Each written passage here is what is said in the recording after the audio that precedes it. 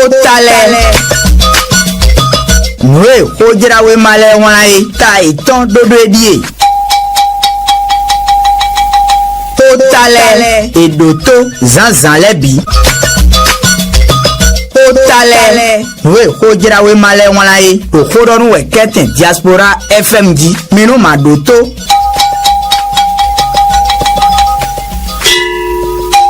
Dépôt des dossiers pour la présidentielle 2026 au Bénin. Calme plat au siège de la Sénat. Les candidats attendraient-ils les dernières minutes du mardi? Yewala mi vedo atoromito journal o huitengbi ewala yemenaye alors sodo gitono to gansu so kwa fo kwatono kuno pogoton dian Sénat huyo eko won ton lẹ́yìn wen nundo kuropo itan lebe na eso we mai tan ide amo kaka gedian mende mado yeme lo so we mai tan yi Sénat huyo dan yi kanano te pon we no gudo tan do tatagbe azan we ne go sun me mele dian tan we chobona se hudrondo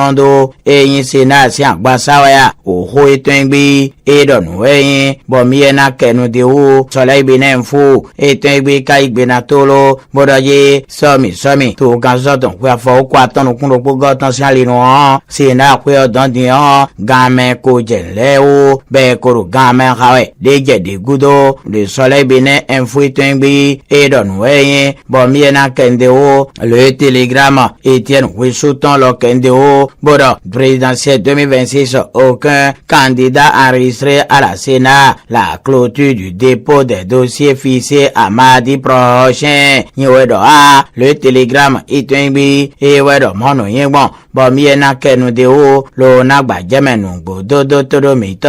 Bon libération itengbi et lo kenu de o bodaje somi to ganso ton sian pa kuyo kaka jedian Sénat kuyo e mamo yeme kwen alors so do jito de be ko so we mai ton wade hun ye dwe ne me o ta tagbe so ye na we gan we o na do ki ho ele o ene o Sénat kuyo kana su hon ton libération itengbi do nu ye bo mi na kende o choba quotidien le meilleur itengbi lo dozo gbeye boro mi na kende lo na gba jemenu gbo dodo todo mito eyin azane koro lewune to horogbe tale démocrate maka ko ime lode me ya wanu se ide tonton ya kangun bo me de mo nu kunu je o hunu ne o ebi oro ina cambiolo la nouvelle tribune itengbi doje emi na ha tribune jilo na do bodoje eyin to horogbe ta de démocrate maka pe o lode me na ya wanu se iton ye maka pe lode ton alo cambio ko la nouvelle tribune itengbi so do no ton lo cambio présidentiel de 2026 au Bénin et si le parti LD n'arrivait pas à désigner son duo la nouvelle tribune itengbi wedo nuwe bo miena kende lo na gba jeme chobo le télégramme Etienne Wisouton doje me moe ye dele de pena wanu sia iton ewe maître Renaud Abuja ewe inaso bona so mero poso goni egbe lo de ewe nade me na wanu sia iton akangun lo bo le télégramme itengbi do miena kende o présidentielle de 2026 des militants de l'aide démocrate approuvent la candidature de maître Renaud Abuja, le duo candidat du parti LD dévoilé ce lundi.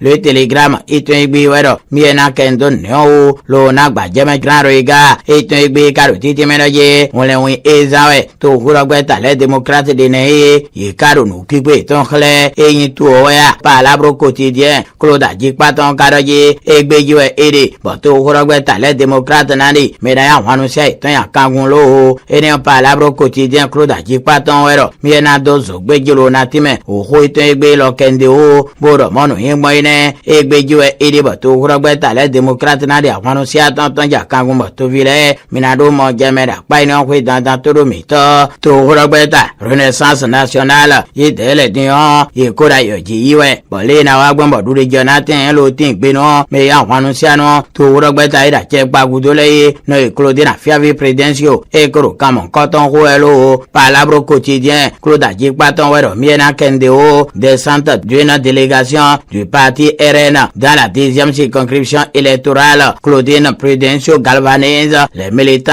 à Savet, Glazoué et Ouest c'est nous on palabre quotidien et ton ibiro nous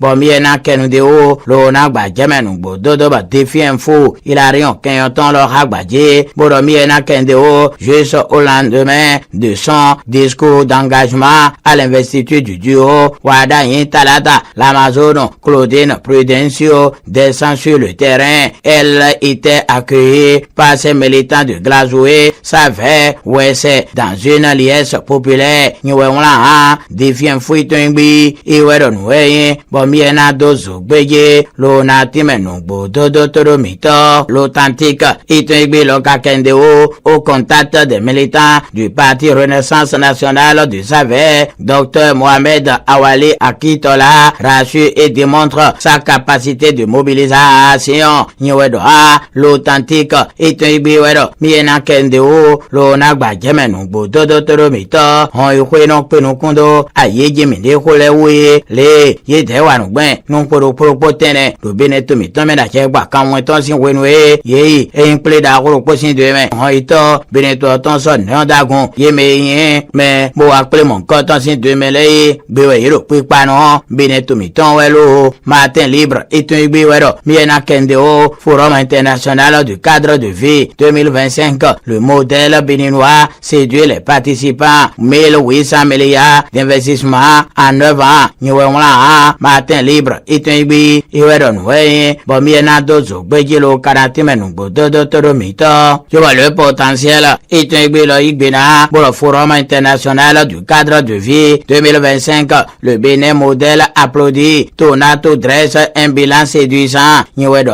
union pour le potentiel itengbi wedon we bo miena kenu de o lo kanagba jamenu bododo batoviemi minado mo jamena paino we danda toromito we je mo jamena mi kanado din yin lo iji fonkan si apakwe le Bénin to mi ton meon minato etondaje au championnat scolaire national d'apakwe aux Jeux africains scolaires d'Algérie et de la Ligue nationale scolaire d'Abomey. Le préfet de l'Atlantique Jean-Claude Kodja honore 30 meilleurs athlètes de son département.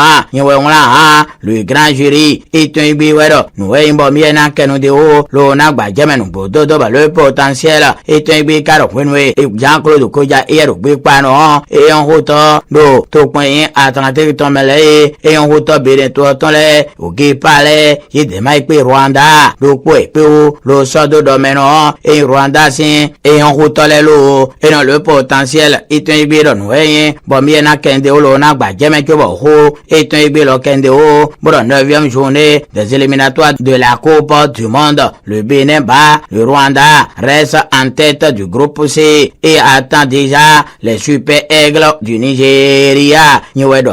o huitungbi iwedo miena kendeo sole Bénin fuitungbi edaje mo no ingwanu bododo ene bo sojiwe e kadidin e on hoto Bénin to tonle yina ipe e on hoto ahoni to tonle lo wendiwe enye bo e on hoto Bénin to tonle ina blo lo na do bi okwenu home le soleil Bénin fuitungbi iwedo miena dozo gbejelo kanatimenu bododo toromito libération itungbi wa elo kenu de o le pays émergent itungbi lo dozo gbeje pour la 10e et dernière journée des éliminatoires du mondial 2025 les Guépards jouent leur suivi ce mardi face au Super Aigle du Nigeria. Nyewedo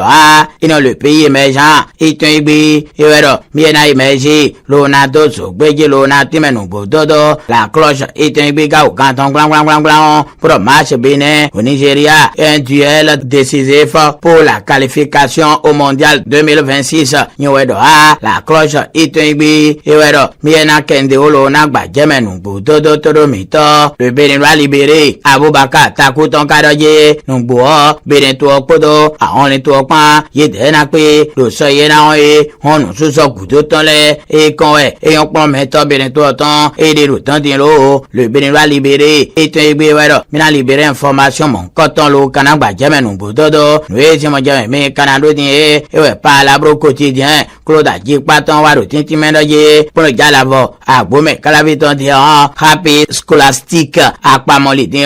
eye au licence en gestion du cadre de vie palabre quotidien itengbi wekendeo université d'Abomey Calavi happy scholastique apamoli décroche brillamment sa licence en gestion du cadre de vie palabre quotidien itengbi wekendeo toba le grand jury itengbi do mon weboine soutenance à l'université d'Abomey Calavi happy scholastique apamoli décroche sa licence en gestion du cadre de vie avec mention très bien. Le grand jury itengbi ewe dosu gbejelo timenu bododo toromito numvoru aizonu bedo konwe ikon Emmanuel agbejelo ewe no moje bevigilda so onfo enachendo propomito lebono ni so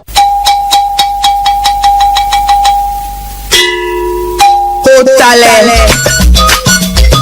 Noé ojira we male wanaye ta iton dodo edie